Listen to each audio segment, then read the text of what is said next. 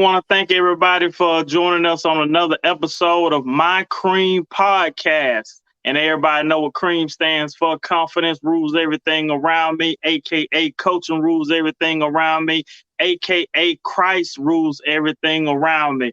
Today, I am your host, Michael. Today we have a special guest coming on to bless us with his presence. We have Vincent Keeys, the NAACP president of Collier County. Thank you. Vince, how you doing today? Pretty good. We're blessed to see another day. Amen to that, man. Amen to that, man. I want to thank you for, blessing us with your presence, man, on the My C.R.E.A.M podcast. Hey, it's a pleasure to be here. Thank you so very much for the invitation. Oh, anytime. Well, Vince, I'm not gonna hold you too long, so we're gonna go ahead and we're gonna get into the interview. Vince, tell the people a little bit about yourself. Where you're from, and things of that nature. Well, to get started, originally I'm from Philadelphia, Pennsylvania, and I have to admit that coming up from the bottom to here in Naples is pretty interesting, to say the least. I grew up there in Philadelphia from a world of poverty and violence, and so I have to say it's a pleasure to be here with the sun shining on my face in Naples, Florida. Hey, man, we all are. Vince, let me ask you this, man. When you were a little kid, did you think that you would be where you are right now, in the place and the stature that you are right now? Had no idea. All I had was an imagination, and so the Lord put me on this earth to experience and grow, and I have to say, I have been truly blessed as a result of him. Amen to that, man. Yes, sir. Yes, sir. So, Vince, let's go back, man. Let's go back some years, man, when you first got kicked off, in your grind, so let's go back to your high school years, man. When you was in high school, what did you see yourself doing after you finished high school? Well, very much like your C.R.E.A.M podcast, I was that kind of a person who spent a lot of time with a dream. And so I can remember those days of being in high school. And when you grew up on the hilltop of Overbrook High School, same place Will Smith is from, we spent a lot of time looking out of those classroom windows and dreaming about what life is going to be like. And I will admit to you that I was a student in the field of architecture at the time. And boy, did I dream about a house, the house that I wanted to live in. And so definitely it was one of those kind of places that you were given that opportunity to dream. We were taught to do that at all times. Wow, now that's what I'm talking about, man. Overbrook. Now I know why I think it's his studio. He called it Overbrook. All the time.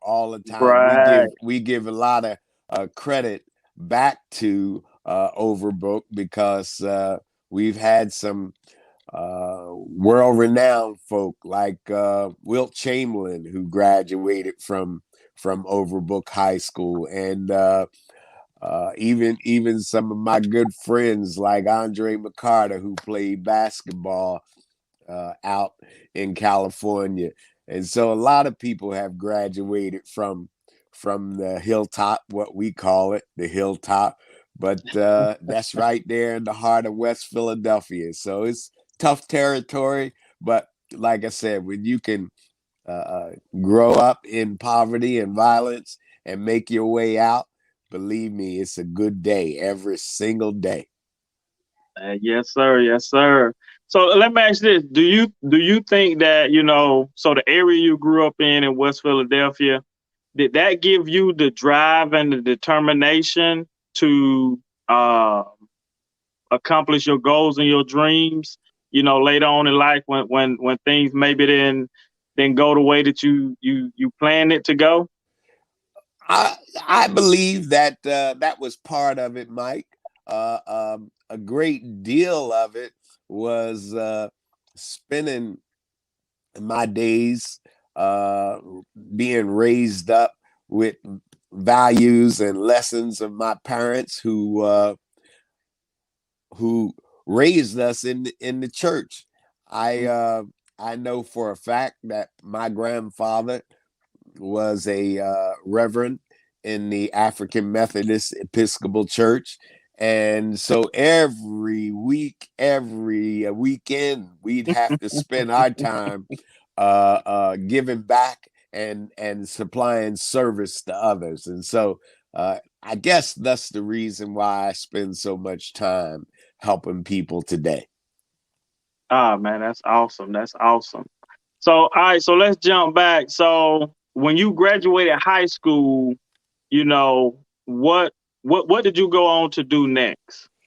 Well, I'll admit to you that I had no idea what I was going to do. But fortunately enough, I had some good friends, and many of them at the time, you know, 2, 3 months out, were reporting where they were going to go to college. And something hit me in the head, I guess you could say.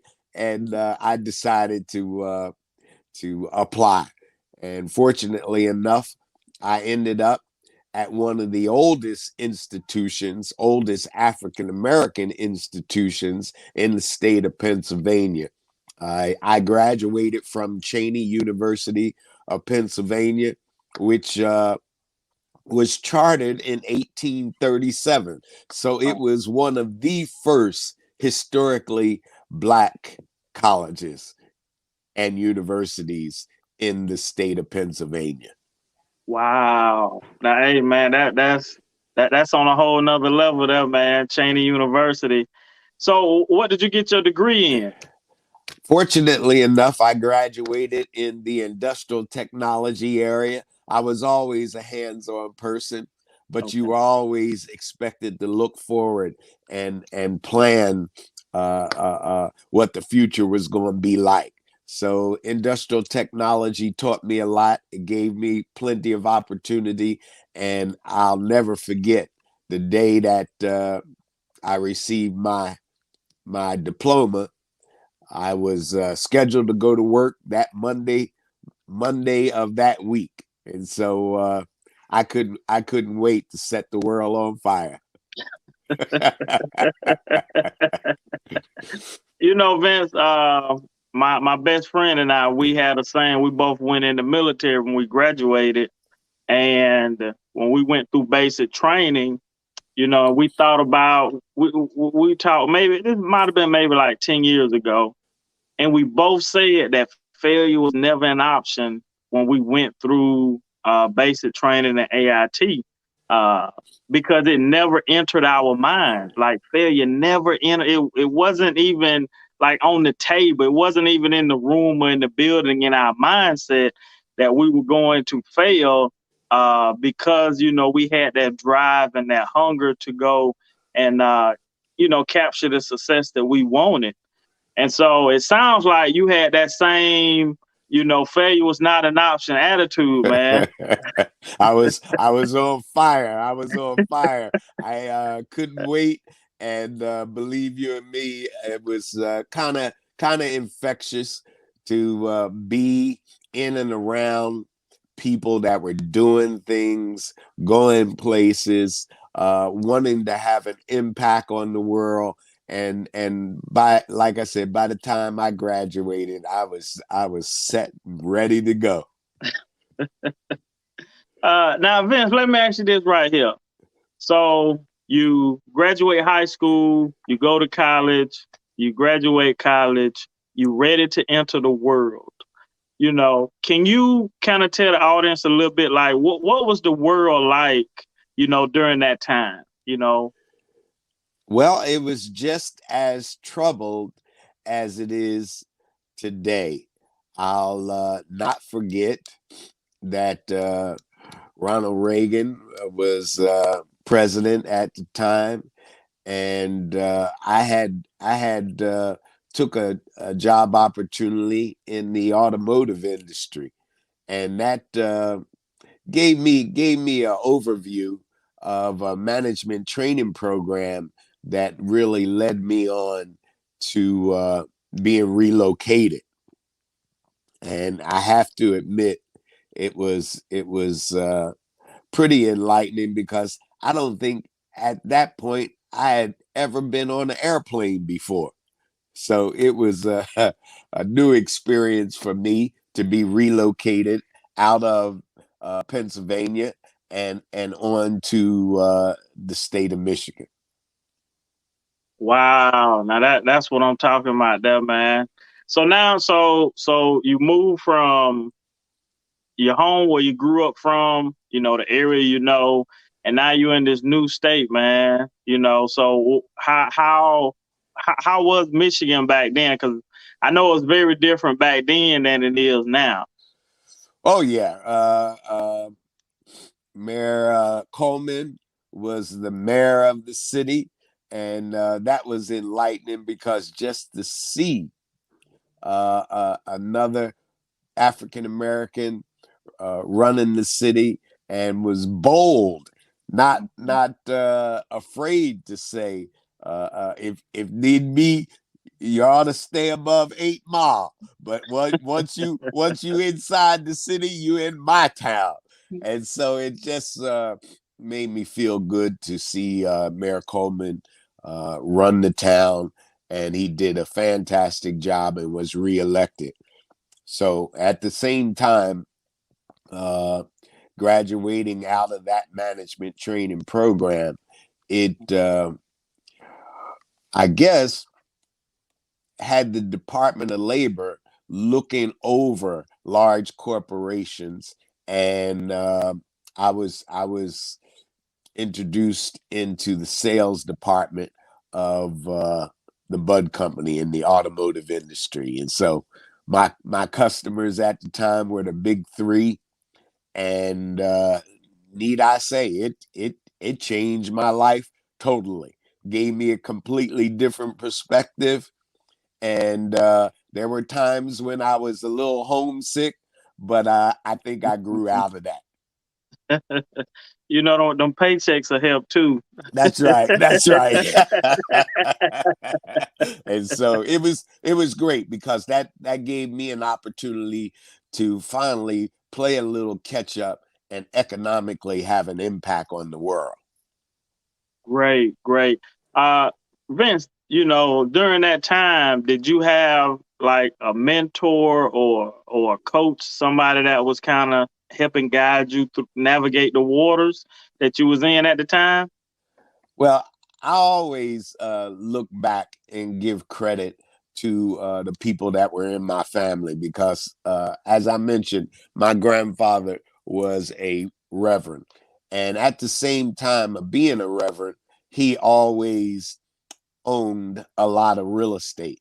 He owned a lot of real estate simply because he had a lot of kids. And I think that was his way of making sure that the family was well taken care of. And so if we ever needed a place to live or rent or whatever, we could go back home and get security. And I think I used him as a model, as my mentor, to say, well, when I get the opportunity, I'm going to buy some real estate. Yes, sir. Yes, sir. Hey, so everybody out there, man, Mr. Vince just gave us a valuable tip. Get into real estate, buy some real estate early, early. Yes, indeed. Yes, indeed. I always encourage young people when they're starting out in life, don't go out there and buy an automobile, buy yourself some bricks and mortar, and if you can, where we lived in the Midwest, they have what they call as a duplex. So you live in one part of the property that you own, but the other part you rent it out. Wow, man. Hey, man, y'all was doing it big back then. Let me ask you this, Vince. So why, especially men, why when we get a little money, the first thing we go buy is a car and not real estate? I think it's because we see all the glim and the glitter and all the bling bling that people wear, and it just attracts people. But when you're buying an automobile, it gives you absolutely little in return, and I'm talking about return on investment right now. Not that it gives you a lot of friends who want to be in your car, but um, it gives you that temporary gratification, I guess you could say. And so some people.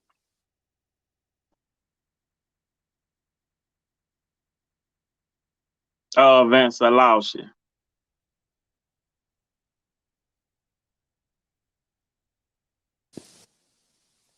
Can you hear me now? Yes, sir. Got you now. Some people only see the short benefit as opposed to the long range goal. So you have to kind of sacrifice a little bit, and sacrificing will pay off in the long run. Gotcha, gotcha. So let me ask you this right here, Vince. So, I remember when I was this I'm kind of telling my age, but maybe about 15, 16 years ago, I was trying to looking for a house to buy. And it didn't matter really what it kind of looked like, but I knew it was a certain neighborhood I wanted to live in. And the real estate agent would not take me, over there to look at any homes, and it kind of turned me off from, this was my hometown, kind of turned me off from, looking to buy in that area. Now fast forward, there are a lot of African Americans that live in that neighborhood now. Uh, so let me ask. So how do we, how do we not get turned off from, if we can't live in the area we want to live in? How do we not get turned off from that, but still stay in the market of looking? Well, I always recommend that people should have, short range goals, and at the same time have some long range goals. Possibly, maybe the realtor was trying to say economically, this is what you can afford. But we know that oftentimes they like to steer you where they want you to go. So you have to know what your dream and or goal is. And I would say don't let them deter you from your goal. If you have a goal, go after that goal wholeheartedly. And always do your homework, because, you know, economically, you can have setbacks in life, and you don't want to overextend yourself when maybe you cannot afford the home. But if you feel like you can, go after it. Don't let anyone deter you from what it is you want in life. You're going to have to pay the price, and you're going to have to pay your dues. So go after whatever it is that you want, because if you can believe it, you can achieve it. Yes, sir. Yes, sir. So Vince, let's go back to you in the automotive industry, and during that time, what was the uh what was your number one seller? At the time, my number one seller, of course, was General Motors. And General Motors, pretty much dominated the market. But in the automotive industry, what happens a lot of times, you have downturns. All right. And when that downturn happens, you have to be ready. And so while I was riding high as a young man, 21 years old, fresh out of college, I thought my extent of life was going to be right there in Detroit. But lo and behold, what happened? I got laid off. And so you have to be prepared always to dust your resume off and get back in the game again. Wow. So how did you feel going from being on the top to now, you out of a job? Devastated, devastated tremendously. But fortunately enough, I had a lovely wife who was partnering with me at the time, and we were young, and an opportunity came from the corporate office for me to relocate back to the East Coast, which was one of the greatest gifts from God, I think, because in spite of me being a little homesick out Right. in the Midwest, it gave me an opportunity to get back on the East Coast. And not only that, it gave me an opportunity to pick up another uh, area of technology, and I was going to move into the public rail transportation industry. And so I came back to the East Coast, as far as I was concerned, back on top again. Yes, sir. Yes, sir. So now your transition. So you went from cars to now you into the railroad industry. Yes, indeed. Yes, indeed. The railroad industry is a huge industry, especially on the Northeast corridor. Public transportation by train is absolutely a necessity. And so they gave me some training in the Red Line Road plant and immediately put me into customer service out into the field. And I started dealing with authorities all over the country. The first authority I went to work for was the Metropolitan Transportation Authority, which is out of the state of Maryland. And we produced 136 cars for the MTA. And at that time, Baltimore had never had a public transportation industry at all. So we brought heavy rail to them and started revenue service that September of 1983. Wow. Wow. Now Yes, indeed. you hear a lot of people talk about, logistics and transportation services and stuff like that.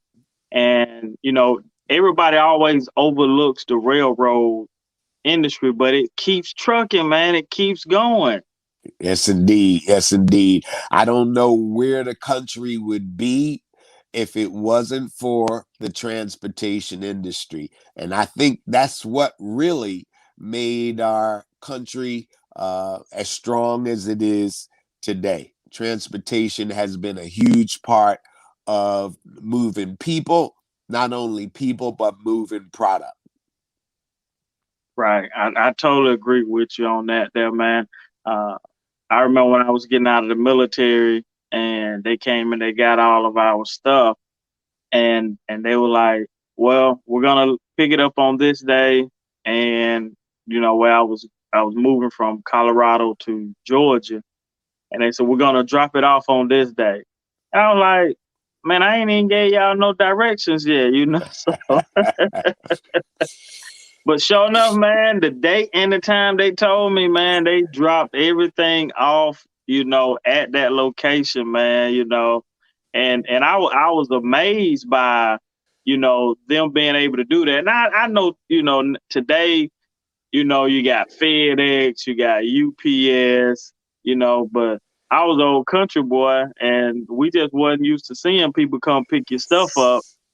You know, and look, Vince, I didn't have to touch anything. They came and got everything. Yes, You know, indeed.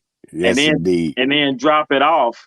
And so it was very, interesting to me, and I kind of got into the logistics industry for a minute, and then I jumped back out. Gotcha. Uh, Gotcha. Yes, so indeed. how long did you stay with the railroad? Well, it gave me a good 20 years experience because I left the state of Maryland and moved to the big time into New York City and Ooh. sold rail cars to New York City as well as New Jersey Transit, the Connecticut line. I mean, the Northeast Corridor trains are running constantly and moving people constantly. So that's really what opened the world up. And at that time, I started looking for a job opportunity again because I didn't want to get caught in the same situation as I was before by getting laid off. And so I said, well, now we're going to make ourselves more marketable since I'm in New York City. Let's see if I can get a job paying me what I really want to get paid. And so I started at that time working for a international company out of Montreal, Canada. Wow, man. So, Yes. hey, so listen, man, to all the viewers, you know, sound like Vince, this what you did. You knew you was at the peak and you was gonna capitalize on yourself and not wait for somebody else to give you an opportunity. You was gonna go out there and you was gonna seek it. That's it. That's it. And at the same time, simultaneously, we still didn't hesitate on our real estate game. We was gonna keep that going at the same time. And so every time I had to relocate from one city to another, Mhm. I kept real estate in our portfolio. And that I think is very important for any young person that simultaneously you always have to prepare for the day that you're going to retire. Mm, that's what I'm talking about there. So now, Vince, you're in New York City, and now during this time, are you sipping on wine and eating cheese every day? No, I'm sacrificing. I'm sacrificing because you don't know what tomorrow may bring, and Right. you always have to prepare yourself. So at that time, we're still sacrificing. My wife and I are living a dream, so to speak, and our kids are beginning to come on in this world, and we're just trying to not live above our means, but be able to constantly save and put something away for the rainy day. Because the rainy day is going to come. Right. Hey, man, that's a good valuable lesson. Put away because the rainy day is gonna come, and you don't want to be in the mud. You know, No, no, because no. you came out the mud. Well, believe me, like I said, when you grow up in poverty and violence, bruh, you know that tomorrow anything could happen. Anything. Now, during this time of your life, do you do you know about Naples, Florida? Had no idea. I had no idea. Didn't even have it on the radar. Didn't know it exists. Oh man. So how long did you work for the international company? I worked for them up until 1991 when I came to a junction point in my life. I was asked to move once again, and quite frankly, I felt like I had lived out of a suitcase long enough, and my family had sacrificed enough, because every time that you have to relocate your family, your kids take a sacrifice. They got to start all over again. My wife had to start all over again. My Right. family was just, tired of living out of a suitcase every 4 to 5 years, having to relocate to another city. And so, I had a decision to make. They wanted me to move to Montreal and begin the life of a Quebecois, which Oh is man. which is which is a French Canadian, and I would have to become fluent in parler français, and that Oh man. means I would have to become fluent in speaking French.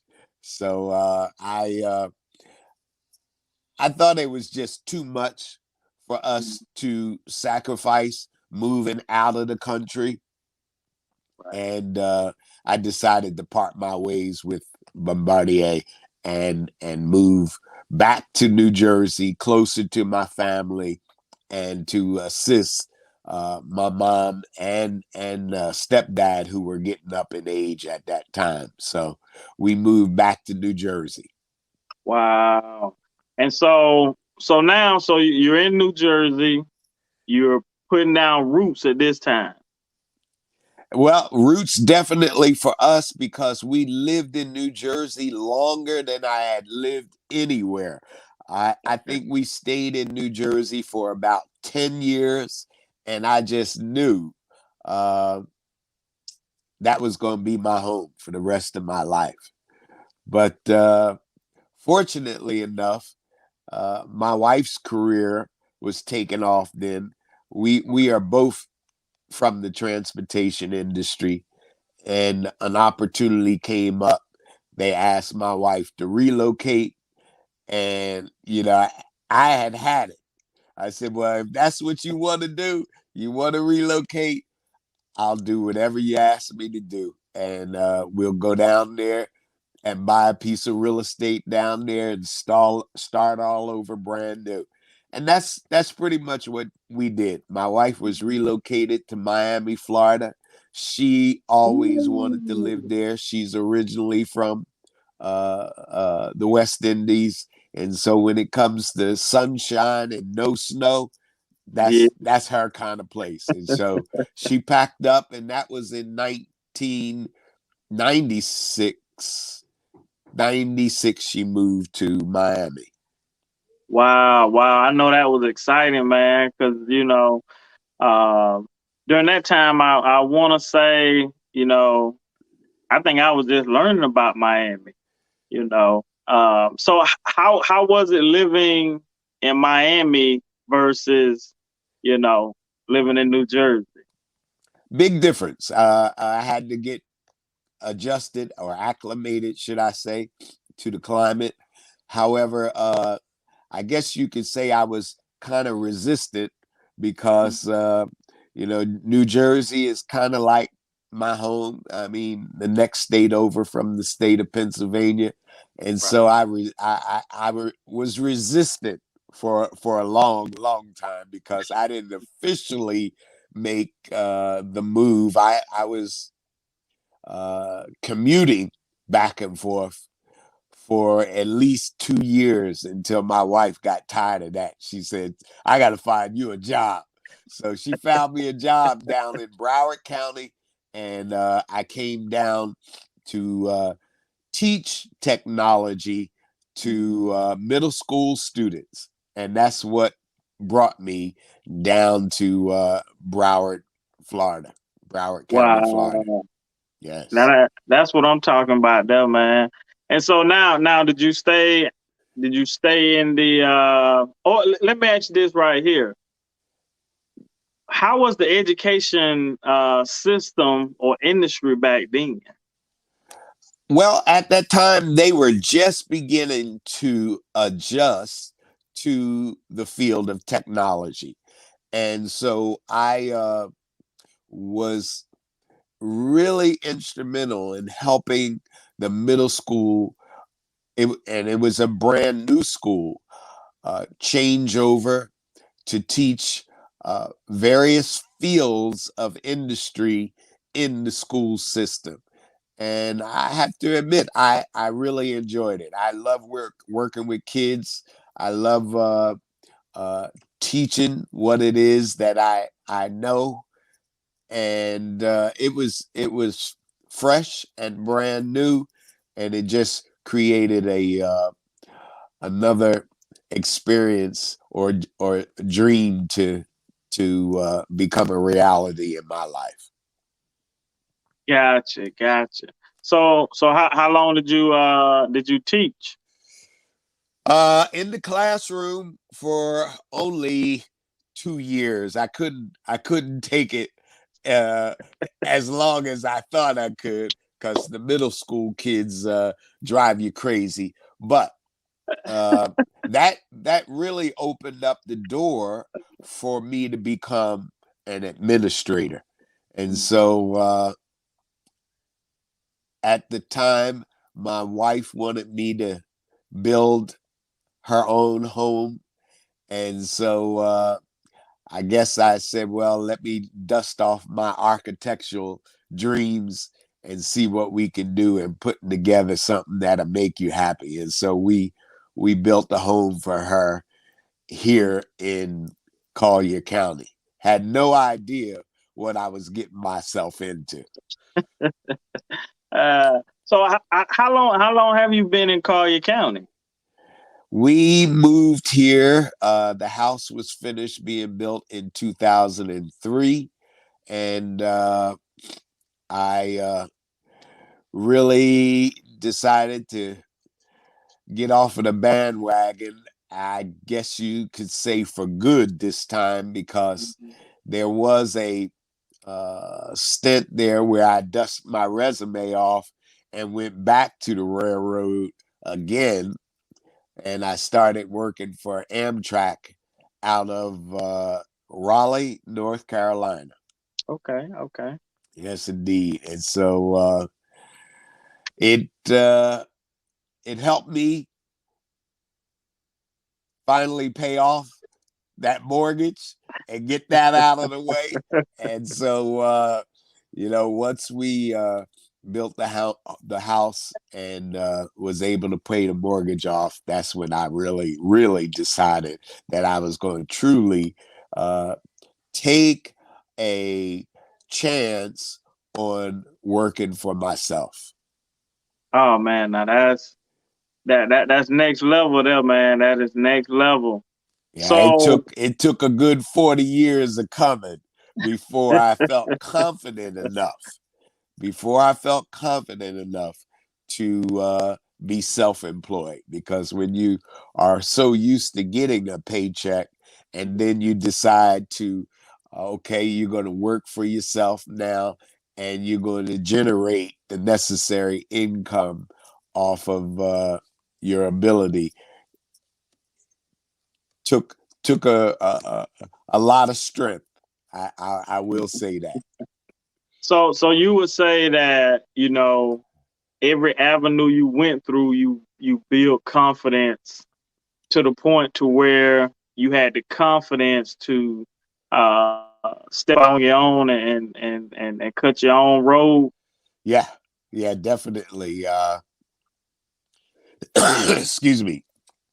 You have to plan forward, particularly when you're doing some things, and you don't just have to depend on yourself. You got other people depending on you.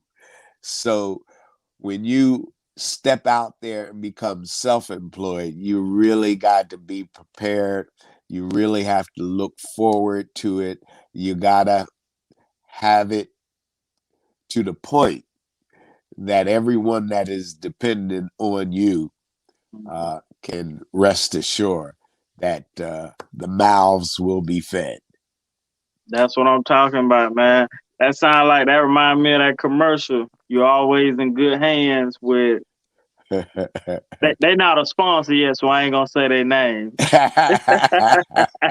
Yeah, yeah. But I'm telling you, fortunately enough, my wife blessed me with 5 sons, and to this day, you've got to meet those boys. They are really to the point where not only are they taking care of themselves, but they're taking care of their families. And every now and then, when they have an opportunity, they're always looking out for their old man. Hey, that's what I'm talking about, man. That They is, that is, that's important. That's important. So my boys mean a lot to me, and they've come a long, long way. right, In right. fact, right now, Mike, I have one that is in the automotive industry, and he's the vice president of the Midwest region out in the Detroit and Michigan metropolitan area. So he's running a large territory. Wow, man. Hey, man, he following in your footsteps, man. That's Following in it. your That's footsteps. it. That's it. I guess I'm leaving somewhat of a legacy on him because he's out there throwing down and doing real well. Now that's awesome. That's awesome. So, Vin, let's fast forward. Let's talk about some of the work that you're doing here in Collier County. You know, as the NAACP president, what were you always in the NAACP, or Yeah, ever since we lived in Baltimore, the NAACP headquarters is there, and my wife and I have always been members. We have been members, now since '83, and we were general members for such a long time. Eventually became a silver lifetime member, and just recently I've become a gold lifetime member. And so it gives me a lot of pleasure to to work in the field of education, because that's what the NAACP spends a lot of time on, is education. Uh, I am very much so an activist, and so I look up to people like Danny Glover, who stand next to the people who demand service, and so I love to volunteer my time in that field. I'm an advocate for service to people. And so it gives me a lot of pleasure really to spend time in the NAACP. man, that's awesome. You talked to me about joining the NAACP, and I want to say I've been a member for 4 or 5 years now. Great. And I'm also a silver lifetime member. Yes, You indeed. know, Yes, uh, indeed. so Vince, when my uh I guess thinking of the and my idea of the NAAC was, oh, when I joined, man, we're gonna be like Martin Luther King, and we're gonna be marching and doing all that. And man, you have shown me that, yeah, we can do that, but let's prep for the future at the same time. Can you tell the people about some of the programs that the NAACP of Collier County got going on in today with the youth? Sure, sure, sure. Number one, we put emphasis on education here in Collier County. It's probably our number one goal.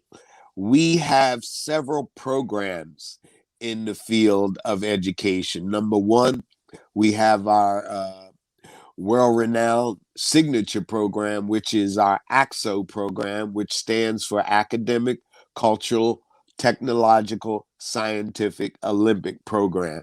And that program works with kids in school to help them focus on their special talents. And that can be academically, it can be in engineering, any of the STEM fields like technology, uh, engineering, or math.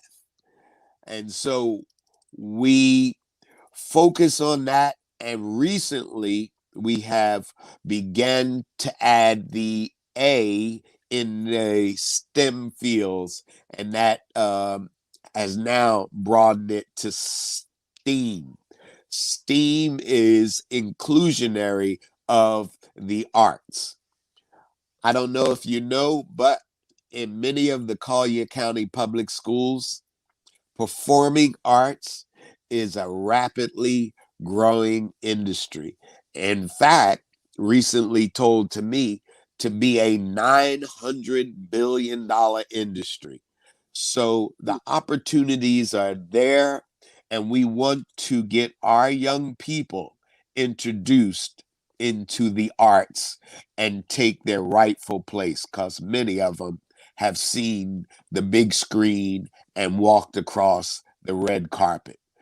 So that is one of our programs. We also started a Raising the Bar program, which allows us to work with middle school kids all the way through high school.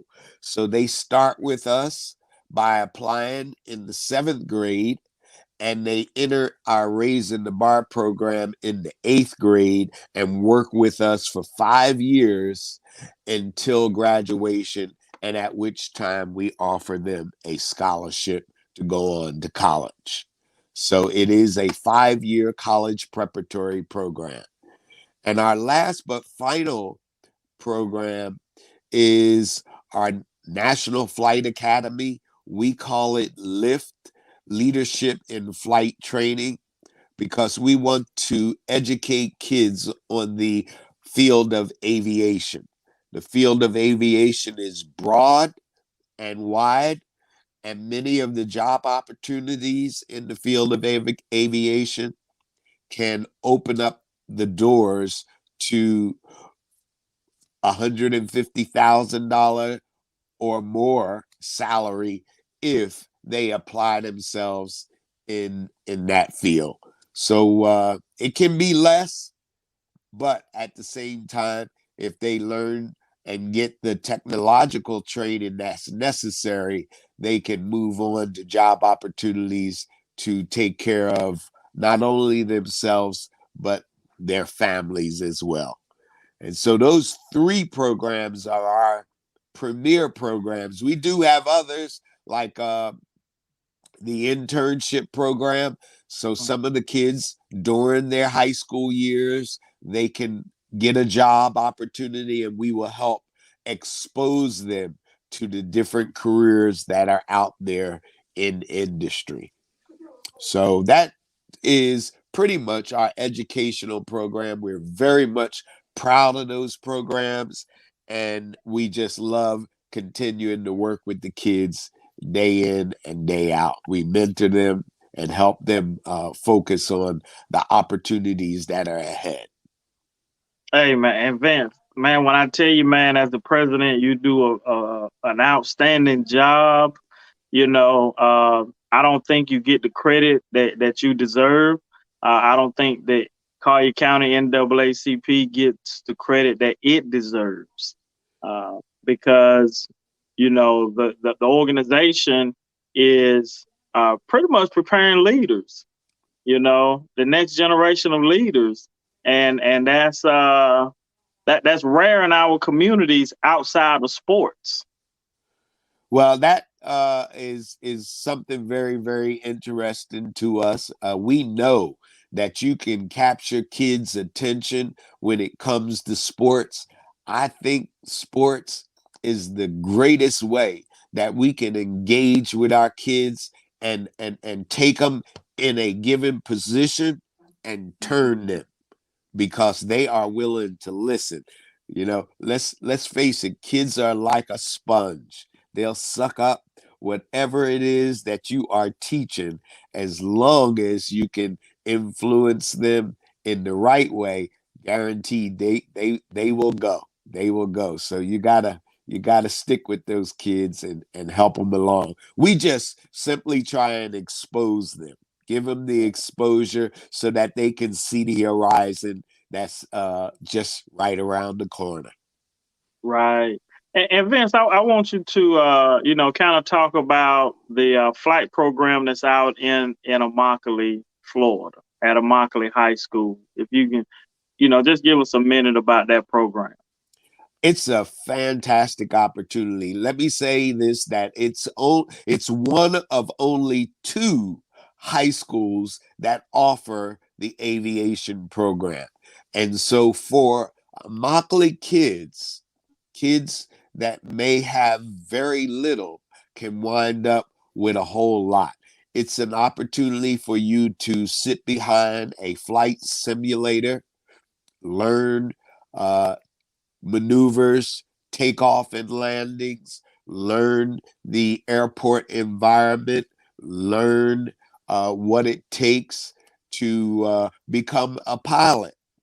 You can also take the time out and learn how to become an air traffic controller, given the right opportunity and experience.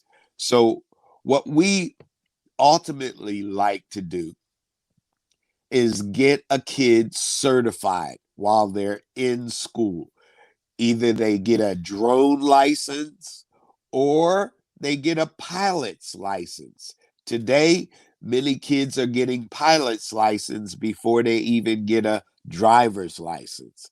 And if I had that opportunity available to me, boy, I tell you, the world would have been my oyster.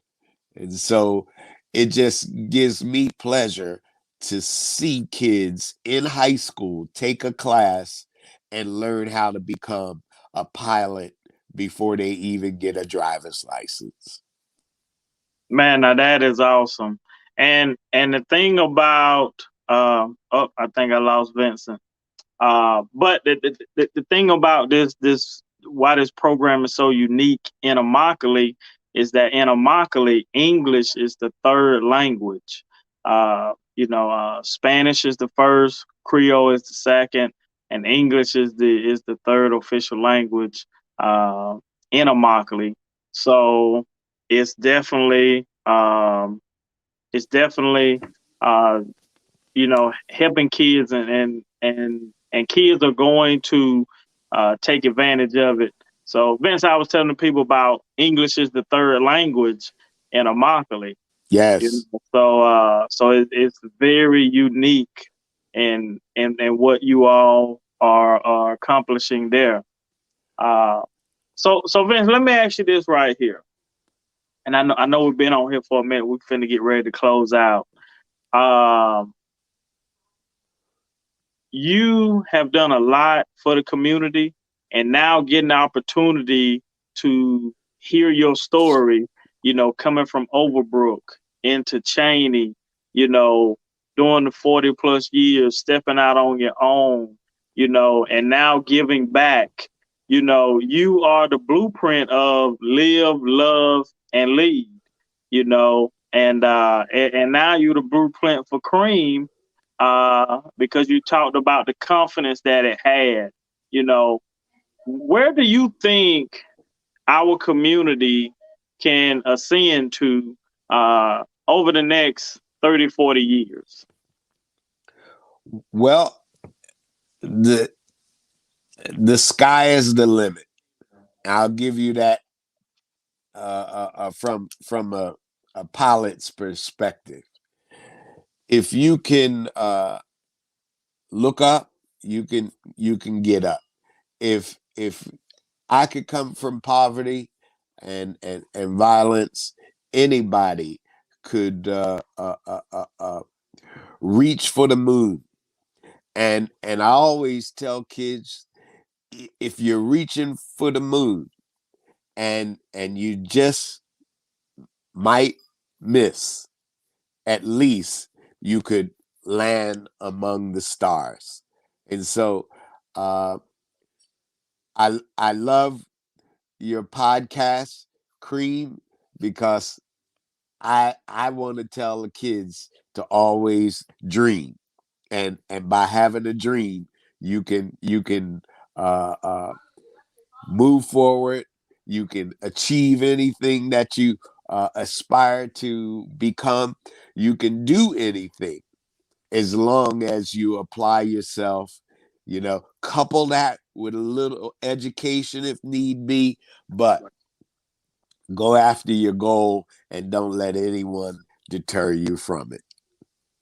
Hey man, Vince, I just want to thank you for coming on and being part of the My Cream podcast, where confidence rules everything around you, coaching rules everything around you, and Christ rules everything around you. I want to thank everybody for tuning in today to hear and watch our special guest, Vincent Keeys. You can also find this podcast on your local traditional podcast distributors. Um, you can also find us on YouTube, the Impact Group channel, media channel. You can also find us on Facebook, Michael Patterson, that's my stage name. And then you can also go to the Impact Media channel page, which is attached to my page. You can also find us on Instagram, the Impact Group, and that's MMPAK. We're making an impact in the world, one family at a time. Once again, Vince, I want to thank you. I want to thank everybody for tuning in. God bless you, and we love you. Hey, it's been a pleasure, and I do hope that everyone remembers you can do anything you want in life, but definitely you need Christ to make it happen. So, believe me, thank you very much, Mike. I appreciate you, and we got to do this more often. Yes, sir. Yes, sir. You gonna be a regular on here. Appreciate you, bro. Appreciate you. All Keep right. doing good things. Will do. Will do. And thank you. You're more than welcome.